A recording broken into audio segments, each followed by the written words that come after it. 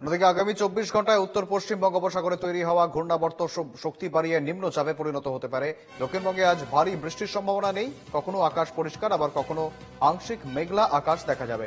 বিক্ষিপ্তভাবে বৃষ্টি ও বজ্রপাত হতে পারে। বিক্ষিপ্তভাবে বজ্রবিদ্যুৎ সহ হালকা থেকে মাঝারি বৃষ্টি কলকাতা, হাওড়া, উত্তর ও দক্ষিণ 24 পরগনা, পূর্ব ও পশ্চিম মেদিনীপুর জেলার কিছু কিছু এলাকায়। জানবো আরো বিস্তারিত, সঙ্গে রয়েছেন প্রতিনিধি ইন্দ্রনীল ঘোষ। ইন্দ্রনীল, ঠিক কি জানাচ্ছে হাওয়া অফিস?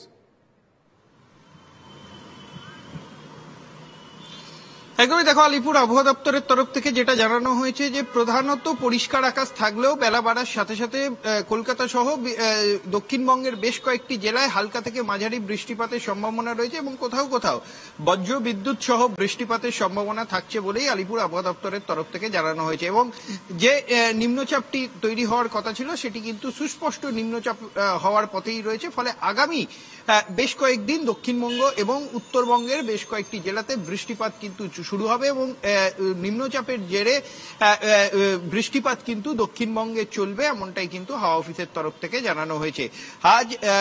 আজকের পর দুপুরের পর থেকে কিন্তু আবহাওয়ার কিছুটা পরিবর্তন হবে বলেই হাওয়া অফিসের তরফ থেকে জানানো হচ্ছে এবং উত্তরবঙ্গের ক্ষেত্রেও কিন্তু বৃষ্টিপাতের পরিমাণ সপ্তাহ শেষের দিকে বাড়তে পারে বলেই মনে করা হচ্ছে।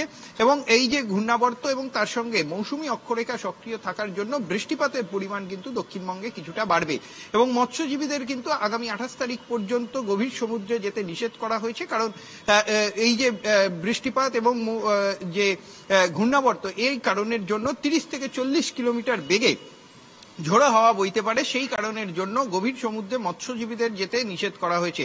ফলে আগামী কয়েকদিন আকাশ কিছুটা সকালের দিকে পরিষ্কার থাকলেও বেলা বাড়ার সাথে সাথে জেলার বেশ কিছু জায়গায় বৃষ্টিপাতের সম্ভাবনা রয়েছে এবং তার সাথে কোথাও কোথাও ভারী থেকে মাঝারি বৃষ্টিপাত, কোথাও বজ্র বিদ্যুৎ সহ বৃষ্টিপাতের সম্ভাবনা থাকছে বলেই আলিপুর আবহাওয়া দপ্তরের তরফ থেকে জানানো হয়েছে।